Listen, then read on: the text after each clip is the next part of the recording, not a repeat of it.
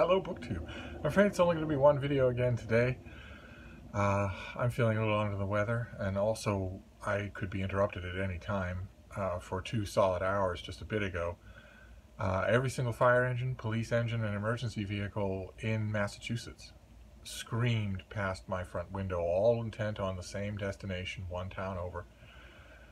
There aren't any open spaces, no stadiums, no parking lots big enough to fit all of those vehicles in that town, and there's no emergency that could warrant emptying 3 whole towns, well over 1,000 vehicles, short of a nuclear attack. And yet there they all were, I guess, because it's a boring,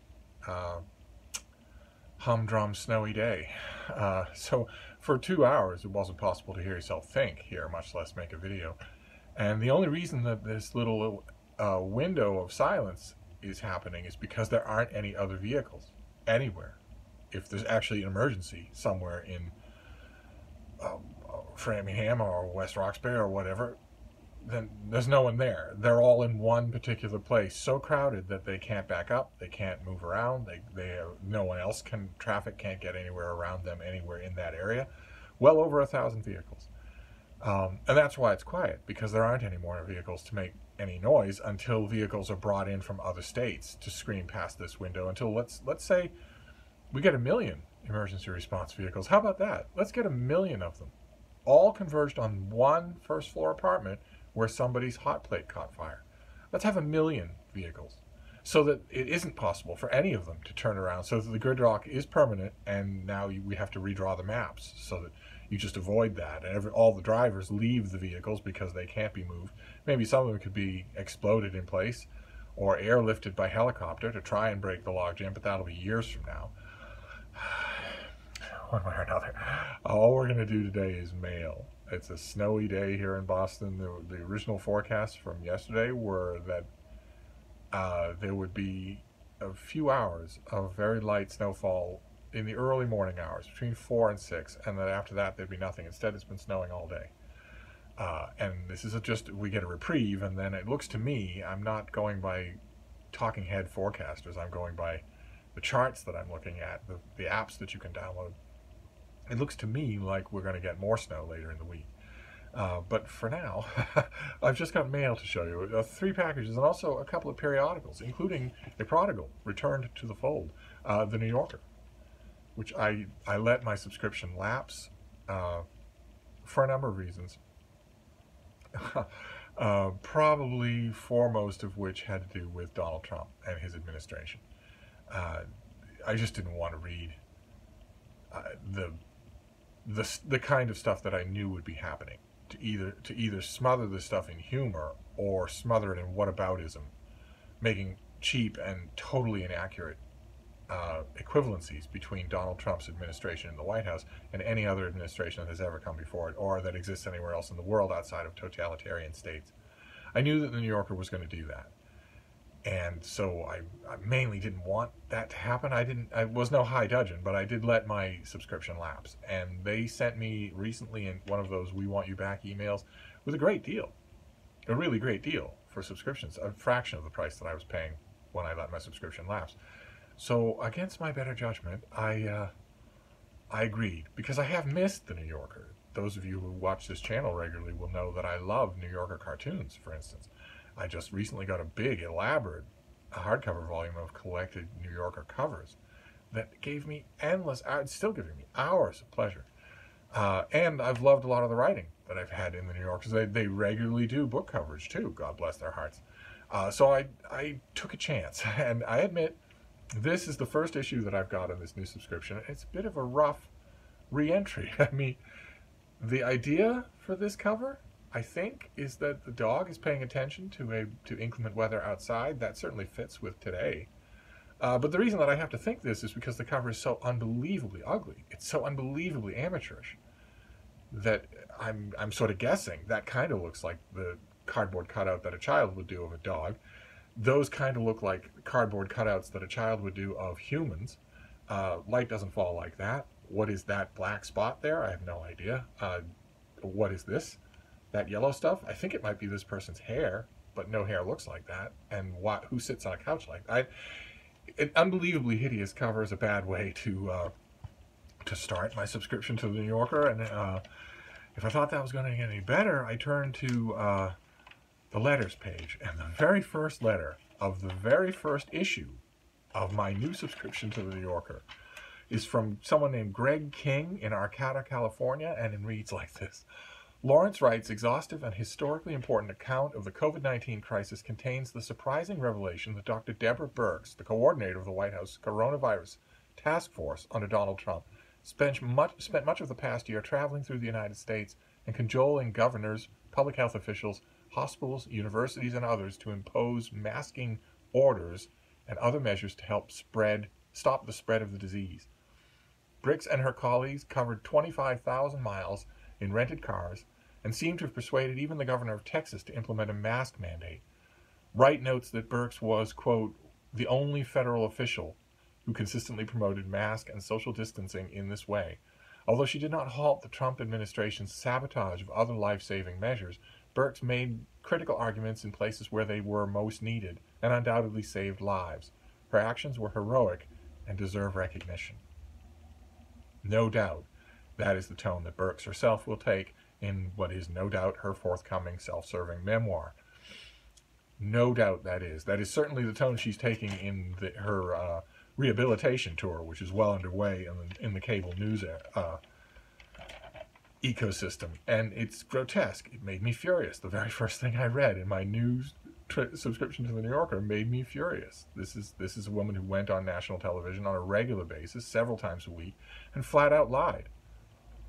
Who viewed, no doubt she is going to take the tone that I was in a position to do a lot of good, and it required me to toe the party line. It required me to tell a few facile lies about Donald Trump's laser-sharp focus or his incredible ability to ingest data because of his long years as a business entrepreneur.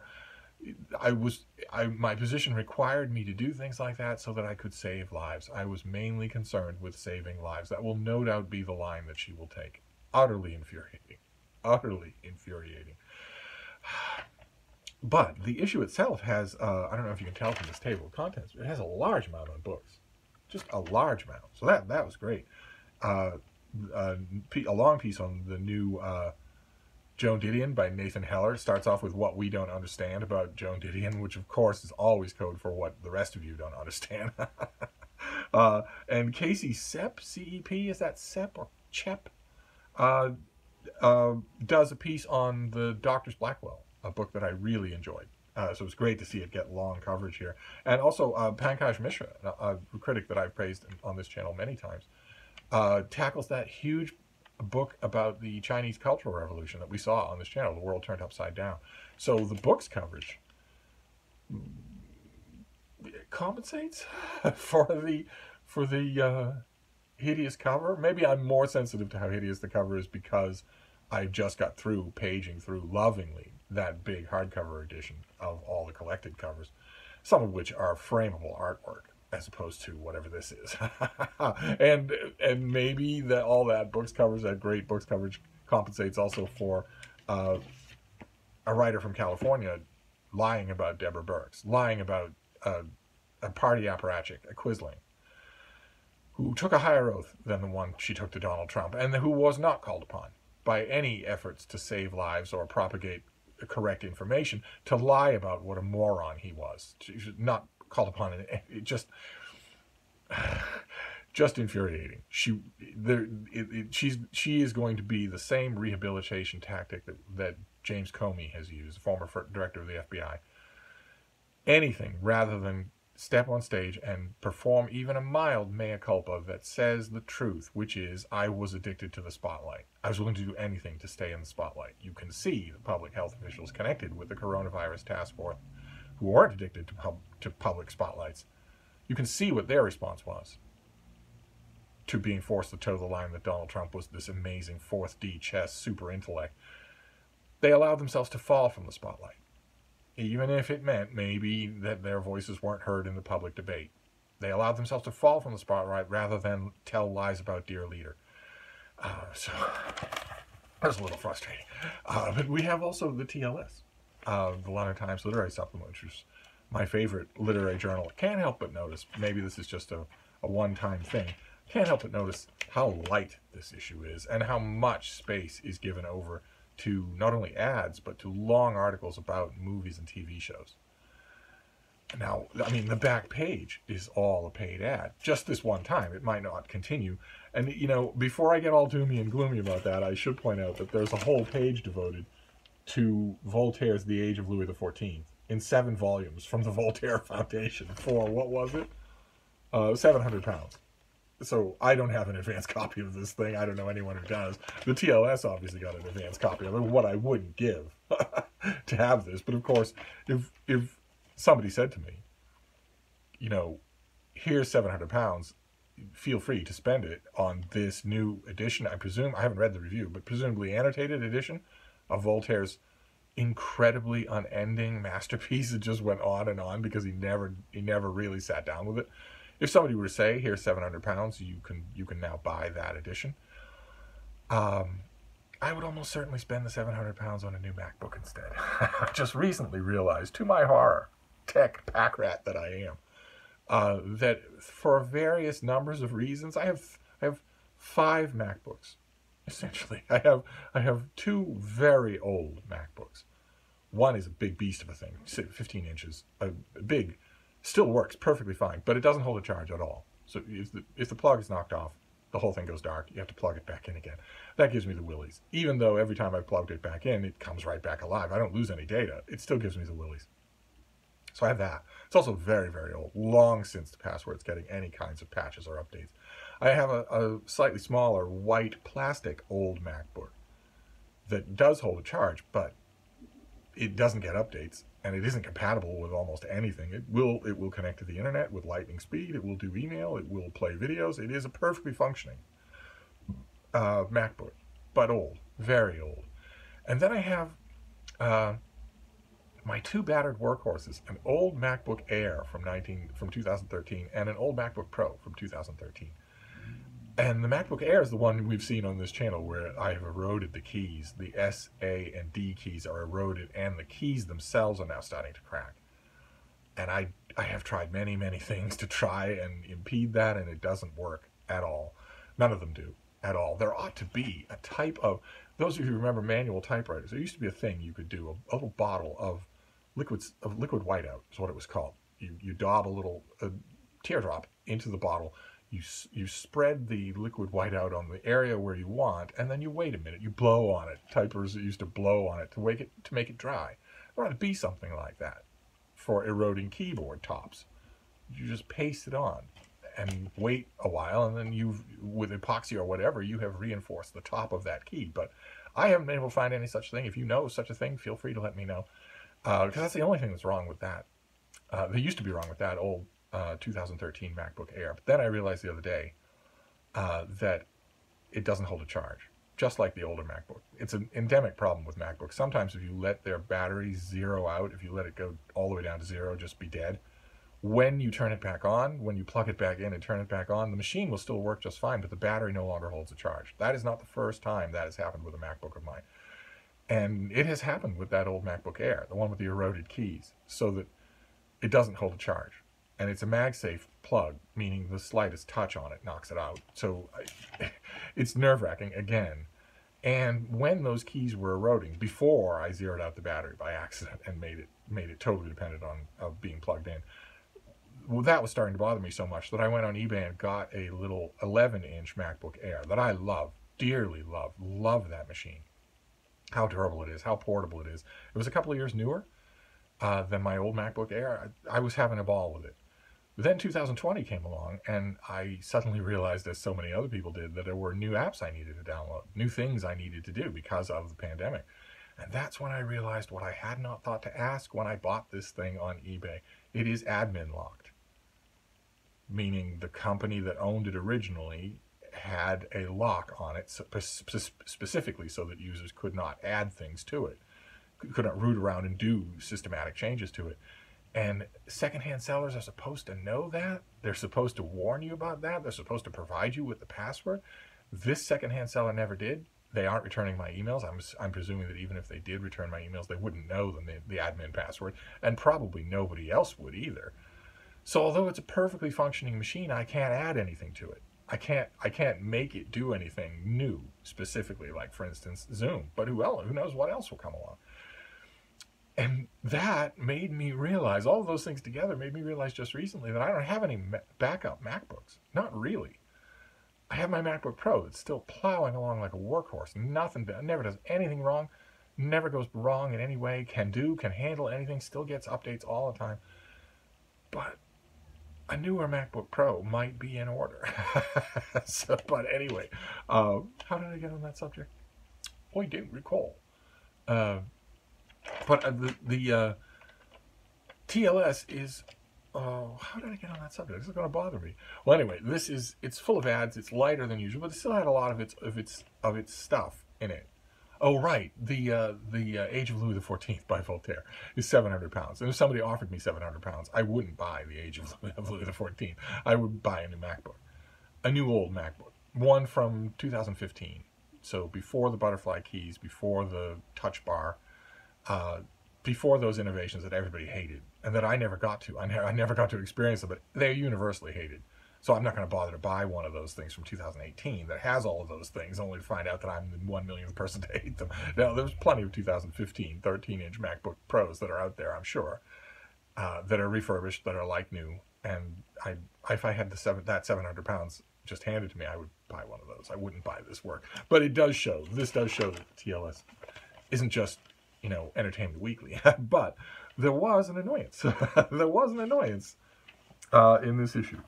And it was a book review let me get to it here. It was a book review by Tiffany Yanique, whose name is awful familiar to me. I wish I could remember why I know that name. I mean, it's a distinctive name anyway, but I know that name from something, and I can't figure out what it is. I can't recall what it is. Did Tiffany Yanique and I argue at one point in the public sphere about something? I don't know. But she has a review here of Raven Leilani's novel Luster, which has been a critical darling, mainly, in my opinion, because critics realize they can't criticize it. That they can't call it out for all of the many, many, many ways in which it is a stupid, inept novel. They can't do it because of the politically correct, censorious age in which we live, because of Raven Leilani's place on the so-called progressive stack. And Tiffany Yanique starts out her review almost acting like she's going to call out this book on one of its many deficiencies. But she doesn't. She doesn't end up doing that. She says, "I am tired of cynical books about intelligent but self-destructive young women who try to make their lives in New York City and then end up getting, both literally and figuratively, screwed. Raven Leilani's debut novel begins in such a fashion. True, it is for a change narrated by a young black woman, but there is also a white savior at its center, so that novelty is swiftly canceled out." And she goes on to at the beginning of her review, to list some of the problems with this book, the ones that are foreshadowed by that opening. And then she says that the novel changes. That it changes. Cynicism abounds, but about a quarter of the way through Luster, Leilani completely subverts the reader's expectations. When the main character hits rock bottom, getting herself fired and becoming homeless, the novel becomes almost unerringly sincere. And that is code speak. This is, I don't remember my history with Tiffany Yanique. I might not have any, other than maybe liking something that she wrote. But this is a dishonest review. And the way you know that is because of the way the novel's defects are described. In just this way, subverting reader expectations is what it's called, for the main character in Luster to suddenly change her personality completely, for the narrative register of the novel to completely change, and for completely unrealistic things. At exactly the turning point that Tiffany Yanique notes here, the novel goes from being unlikely to wildly science fiction. Things happen and characters just routinely nod at them that don't happen, that are outlandish, absurd, and stupid. And they are also very, very, very poorly written. And you're not allowed to say any of that. A critic is not allowed to say any of that, because this is an IT debut. So at one point, when the main character is in the office of the latest guy that she is, Tiffany Yanique mentions that Raven Leilani has her main character be a sex addict, someone who compulsively sleeps with other people. And she has her eyes on this guy who has an antique katana mounted on his wall, an antique sword mounted up there. At no point in her review does Tiffany Yanique mention the blatant hypocrisy of that. That Raven Leilani's main character has all the rutting control of a barnyard animal, and that if Tiffany Yanique encountered that characterization of a young, striving, professional black woman in a novel written by someone who wasn't also a black woman, she would immediately be on Twitter saying, look at the encoded racist of this author, at the encoded racism here. That the black character, of course, is the uncontrolled sex addict. Of course, that's going to be the way. Can't we be better? But Raven Leilani does the exact same thing. She writes the exact same thing and gets away with it. But at one point, when the main character is confronting this latest sex knob in his office, out of frustration, she takes the sword off the wall and grips it, and it cuts into her hand so that her hand is gushing blood. And then I guess she wanders out of the office. Raven Leilani's prose is absolutely terrible, so at most points in the book you don't know what's going on from one page to the next. But when next we really see her, she's on the subway and she's dripping blood from her hand, and people are pointing at her on the subway. And the guy from the office is giving her cute emoji texts. Fun little things. Hey, did you see this? Hey, do you remember this? Hey, I think this is funny. She just left his office gushing blood out of her hand. He doesn't take her to the emergency room. He doesn't text her about the fact that she has mortally wounded herself in his office. None of it makes any sense at all. I mean, it's just so ham-handed and awful. And Tiffany Yanique is looking at those defects and calling them strengths for political reasons. For political justice, social justice reasons, she is, which makes this an untruthful review. I know that plenty of people misguidedly say, everything's subjective anyway, but this review is untruthful. It is allowing the author of this wretched debut novel to get away with a whole bunch of things that this same reviewer would call in an instant if they were done by someone of a different skin color, of a different gender. Someone where the political discourse is opposed to her own instead of presumably the same as her own.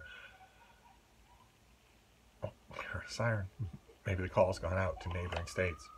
That maybe we need 1 million emergency vehicles on this one distress call. Maybe that's what we need. 1 million vehicles. You have any idea what that even looks like altogether? Maybe that's what we need. Maybe every emergency vehicle everywhere in the country. So Northern California, get on the road. You'll be driving for 5 days, 6 days, but we'll still need you. We need every emergency vehicle in the country to converge on this one overheated hot plate. One way or another. The point I'm trying to make is the thing that bothers me. Of course, I know that politics get played all the time, especially in the 21st century.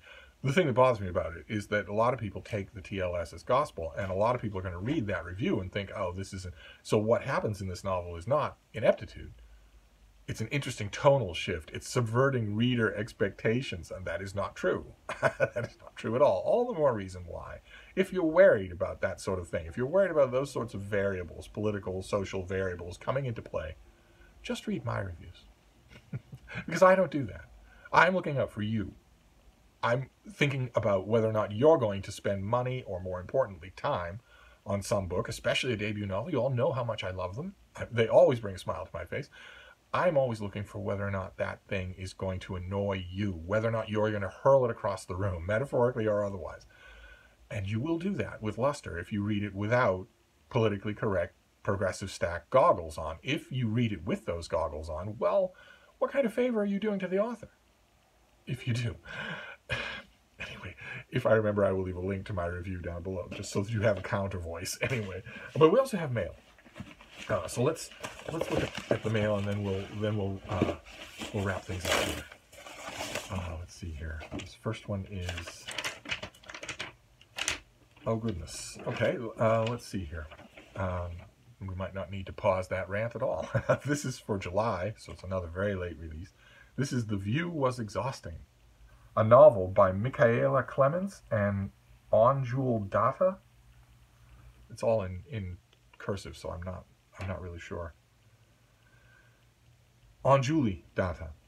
Okay, so who doesn't love a juicy tabloid scandal? I certainly do. Star-crossed lovers and secret romantic getaways make for great Hollywood stories, but what is romance really like for the rich and famous? It's miserable. Absolutely miserable. Miserable in more ways than you could imagine. Miserable. This book, the debut novel from wife and wife duo Michaela Clements and Anjuli Datta, sensationalizes the fairy tale of modern love with razor-sharp wit and provocative commentary on race, gender, and celebrity culture, making this quintessential summer escapist reading. Fans of Bridgerton will recognize that while much has changed since Regency England, the trials and tribulations of concocting a fake romance that lead to true love have proven to be just as challenging in 2021. The world can see that international A-list actress Whitman Wynne Tagore and jet-setting playboy Leo Milanowski are made for each other. Their kisses spark Twitter trends and their fights break the internet. From red carpet appearances to Met Gala mishaps, their on-again, off-again romance has titillated the press for almost a decade. Okay, that's got to be a typo. But they have a secret. It's all a lie. As a woman of color in a world run by men, well, there you go. There's the SJW streak from that last rant coming. The way you know when a part of your brain has been co-opted by social conditioning, by very intentional, very mechanistic social conditioning, is when so much turns on to triviality. And in this case, the phrase du jour, the phrase that we have to use, the phrase that you have to use, is woman of color. You have to use that phrase. And look how tiny the difference is. So tiny that it's absurd between using that phrase and using the phrase colored woman. If you use the phrase colored woman, you are destroyed. You are completely destroyed. You will never work anywhere, even bagging groceries. You will never own a home. Your credit rating, your house, your family, your friends, their teachers, your associates, your job, everything. That thin a line. So you can use a prepositional phrase in that way, but not in the other way. You can use the prepositional phrase made out of the adjective, but you can't use the adjective. That is a sign that you are in the grip of fascistic censors, when you are made to talk nonsense with such precision. Anyway, let's can the rhetoric and just move on here. As a woman of color in a world run by men, Wynne knows the Hollywood deck is stacked against her. Okay, we mentioned yesterday a woman named Kathleen Kennedy. She runs the Lucasfilm division of Disney. She has roughly 1 million people in her employ. But anyway, so she's perfected the art of controlling her public persona. Whenever she nears scandal, she calls in Leo with his endearingly reckless attitude for a stage date. Even public displays of affection shift the headlines back in Wynne's favor, and Leo uses the good press to draw attention away from his dysfunctional family. So they're both getting something out of it. Pretending to be a passionate romance is one thing, but Wynne knows that a real relationship would lead to nothing but trouble. So instead they settle for a friendship with a side of skyrocketing chemistry. Except this time, on the French Riviera, something is off. A shocking secret in Leo's past sets Wynne's personal and professional lives on a catastrophic collision course. Behind the scenes of their PDA, the world's favorite couple is at each other's throats. Now they must finally confront the many truths and lies of their relationship, and Wynne is forced to consider what is more important, a rising career or a risky shot at real love. The co-authors of The View was exhausting. Michaela's writing has appeared in the New York Times, The Guardian, Hazlitt, Catapult, and more, and she was shortlisted for the 2019 Galley Beggar Press Prize and highly commended for the 2019 Bridgeport Short Story Prize. And Anjuli's work has been published in The Billfold and Daddy magazine. Michaela is originally from Australia and Anjuli from England. They are married and live together in Berlin. Okay, so this comes out in early July, the Tuesday after the 4th of July. The View was exhausting. All right, well, I am always up for a good celebrity novel, especially if they're smart. And a lot of them aren't, but this one sounds like it could be. So let's see what this next one is here. Okay, you're a little late. You're a little late. No harm in that. I'm happy to have it. I mentioned in an earlier video that The Great Gatsby is finally in the common domain. It came into the common domain on the 1st of January. this year. So anybody now can bring out a printed version of The Great Gatsby. You can do M/M gay pastiches of The Great Gatsby. You can put The Great Gatsby on the stage. You can do a musical. You can do anything you want with it now because it's in the public domain. So Fitzgerald's legal estate and Scribner can't sue you. And as a result, there isn't just a flood of Great Gatsby editions. And here we have a new one. This is by Vintage. That's a pretty nice looking one. This has an introduction by John Grisham. We saw another one from Modern Library, but there are at least 70 that are coming out in 2021. You're going to be spoiled for choices of whatever kind of Great Gatsby that you want. And this is in addition to Scribner themselves jumped the gun. They got ahead of the game in 2020 by coming out with a version that I don't think I ever showed you on this channel. Absolutely beautiful. Trade paperback, gatefold covers, the French flaps on the cover of the original artwork, the iconic original blue cover artwork of The Great Gatsby in a trade paperback. You can find that online. If I remember, I'll leave a link to it down below. Those of you who know that that for sentimental reasons you're never going to have a better cover than the original, you might want to look at that for an anniversary or for a special edition, because that is, I have it here somewhere. That was a truly nice edition. But you're going to have aesthetic approaches to fit what you want. And this is the one from Vintage. I don't know what John Grisham's going to have to say about The Great Gatsby. That's an interesting pairing. Okay, so we have a classic as well. We have a debut and a classic. Now we'll do one more, and then we'll be done for today. I know I said I was feeling under the weather, but and I am. But you get me going, and that's suddenly the spirit is willing. Okay, so what have we got here? Oh, this is from Amazon. There's that little thing from Amazon. This is what on earth? There's a note. One of you has broken rule number 1 again. There's a note.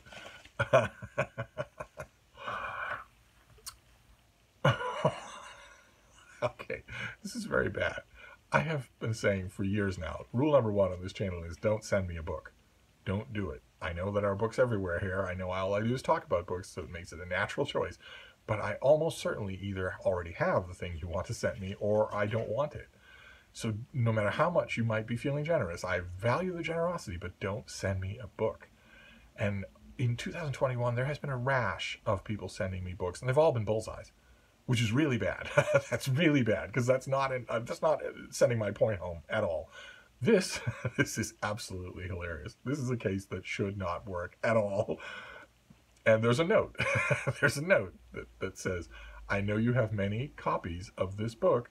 I have a suspicion this will be your favorite. Now, that is the type of note that people have been sending me my whole life. They've always been wrong. Always. They've always been wrong. I know you like historical figures. I bet you don't have this one. How many times have I seen a note like that? And the book instantly gets sent to the Brattle for credit. Instantly. Because I have known about it. I got 30 notes like that from the 35 people who sent me copies of David McCullough's biography of John Adams. And every note said something along the lines of, I bet you don't have this one, or, well, I know you read about this sort of stuff all the time, but this is really going to be special. And this note is, I know you have many editions of this book, but I have a feeling, I have a suspicion this is going to be your favorite.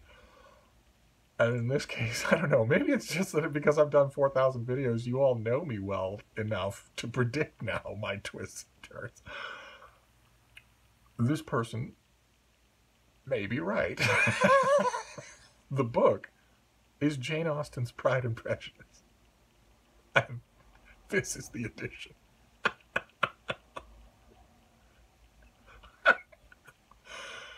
Let's get a close-up on this is the edition of Jane Austen's Pride and Prejudice. You people are unbelievable. You are absolutely unbelievable. Okay, there is a chance that, that this will be my favorite edition of this book. It's just possible.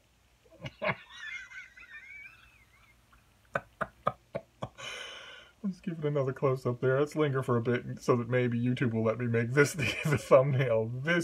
One of you sent me a copy of Pride and Prejudice by Jane Austen. That would ordinarily be the most flagrant example of don't send me a book. But in this case, Steve is pleased.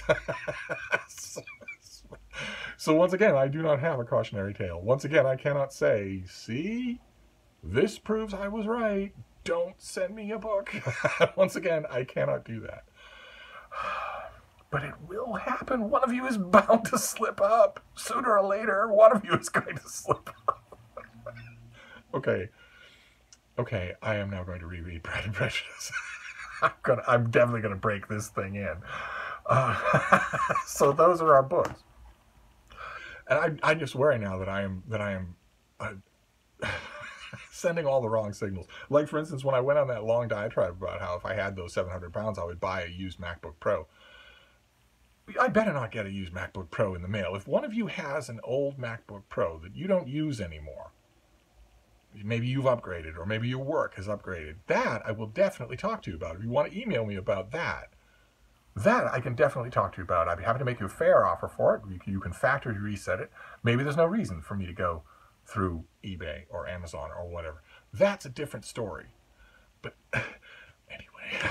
anyway, so we have 3 books today. We have The View Was Exhausting, a debut novel about a Bridgerton-style fake romance in the public eye that sounds like it's going to have far more serious repercussions personally and emotionally than the Bridgerton books do.